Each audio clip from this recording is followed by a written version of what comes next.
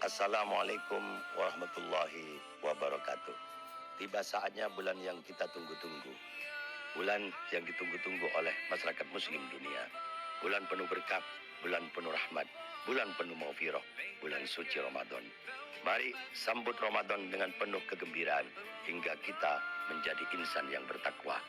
Saya Haji Safiuddin SOS MH, anggota Komisi 5 DPR RI, fraksi Partai Kebangkitan Bangsa, Daerah Pemilihan Madura, dan sekaligus Ketua DPC PKB Kabupaten Bangkalan, mengucapkan marhaban ya Ramadan. Selamat menunaikan ibadah puasa 1444 Hijriah. Wallahul muwaffiq ila aqwamit thoriq. Wassalamualaikum warahmatullahi wabarakatuh. Assalamualaikum warahmatullahi wabarakatuh. Kembali berjumpa dengan saya Aliman Haris di acara Sanasan Usik. Pemirsa, kita beberapa hari ini ya, tapi tepatnya RDP itu tanggal 23 kalau nggak salah. Tapi di Sanasan kita tayangkan 2 hari terakhir gitu ya, terkait dengan urusan suasana rapat dengar pendapat antara Komisi 3 RI, DPR RI dengan Ketua PPATK. Kita menyaksikan suatu hal yang sangat menarik gitu ya, sangat menarik sekali, dan bahkan di luar dugaan publik, di luar dugaan dan ekspektasi publik terhadap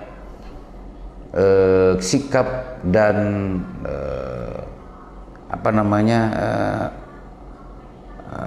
lontaran-lontaran pertanyaan yang keluar dari anggota Komisi 3 gitu ya. Itu menurut hemat saya. Karena kalau saya melihat publik hari ini justru banyak berterima kasih terhadap terungkapnya, dikeluarkannya, dijelaskannya isu dugaan 300 triliun dugaan TPPU di Kemenq, khususnya di Direktorat Kepegawaian dan Bea Cukai. Pak Kepala PPATK, saudara punya kewajiban melaporkan itu kepada Kepala Komite tadi. Ya. Ya.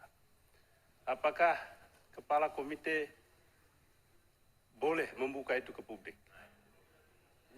Jawab. Ya. Dalam konteks kasus yang menjadi perhatian publik, itu bisa disampaikan tapi tidak menyentuh kasusnya. Dan kami juga tidak pernah menyampaikan hasil analisis kepada... Tidak usah. Kalau dengan ini jawab yang ditanya. Boleh atau tidak? Boleh atau tidak dibuka ke publik?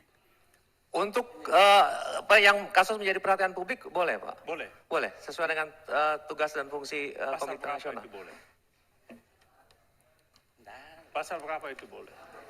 Ya, iya, dengan tanpa menyebut nama dan Pasal berapa ya itu ada di pasal 4 Peraturan Presiden nomor 6 tahun 2012. Saya tanya pasal berapa, Mas? Pasal 92, turunan pasal Tidak 92. ada di situ.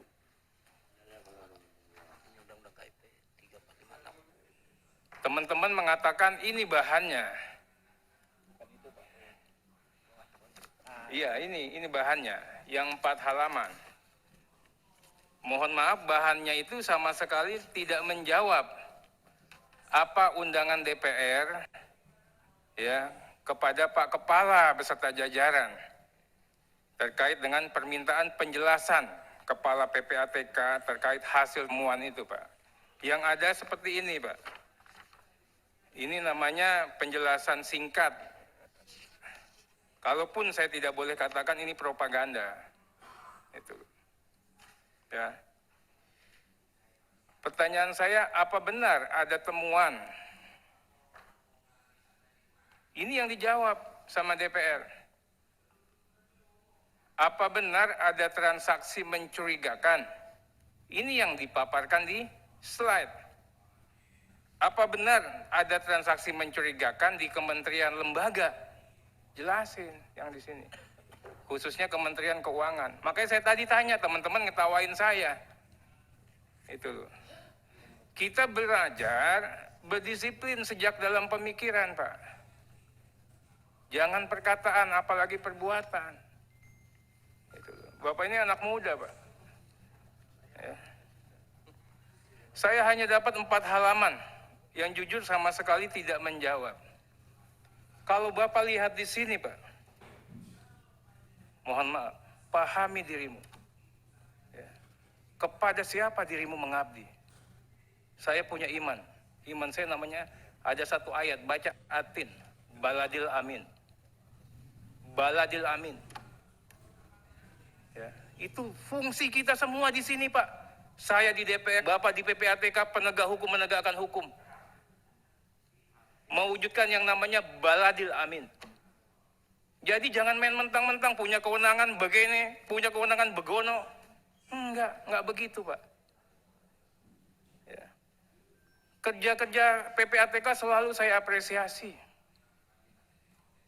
Tapi cara PPATK bekerja, cara PPATK menyampaikan, mengcounter isu, mohon maaf harus kami koreksi. Negara ini sudah terlalu sedih, susah, dan lagi berduka. Ditambah lagi cerita yang begini-begini, ujung-ujungnya tidak terbukti korupsi. Udah tidak terbukti korupsi, jawabnya yang persuasif lah. Jawabnya jangan ngegas. Orang ini ributkan karena statement dari PPATK.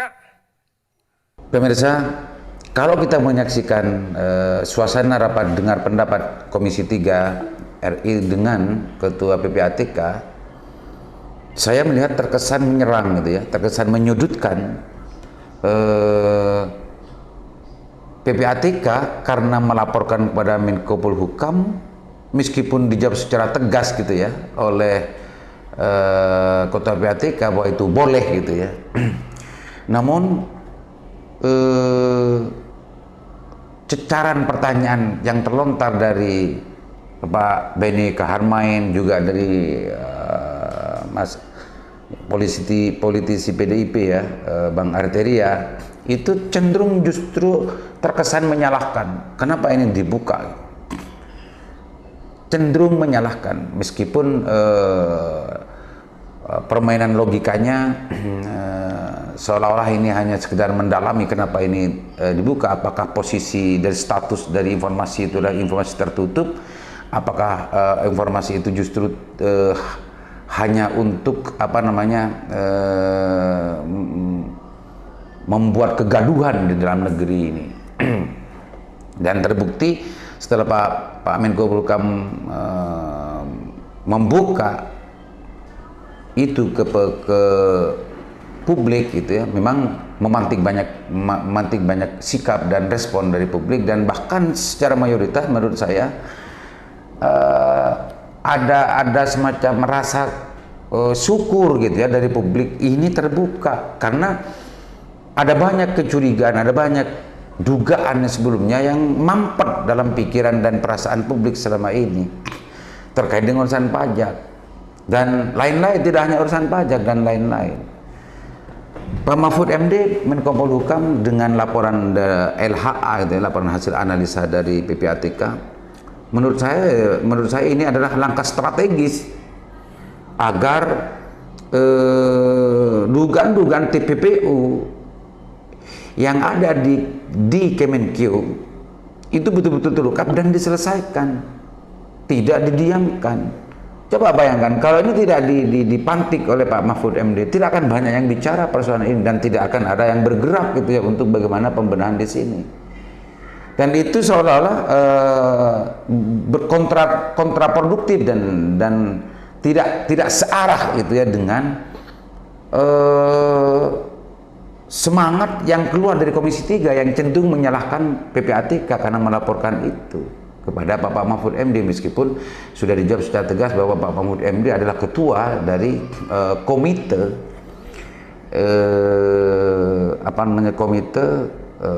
pencegahan TPPU.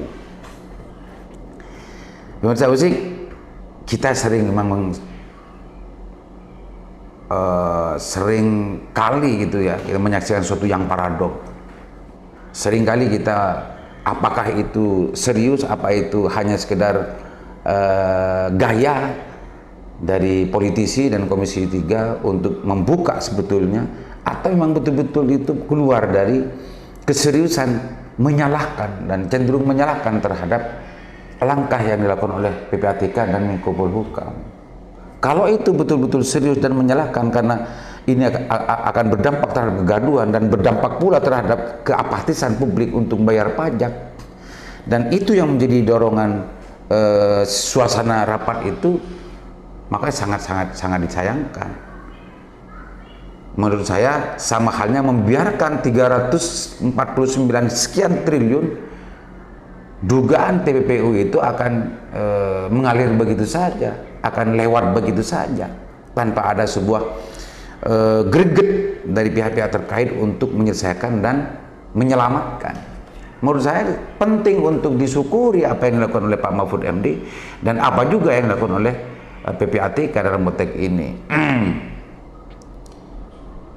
Usik ini hanya sekedar memberikan kesan dan pesan bahwa saya sangat menyayangkan gitu ya, karena terkesan Komisi 3 menyalahkan dan menyudutkan, bahkan menyudutkan kesannya itu ya terhadap PPATK karena membuka data itu.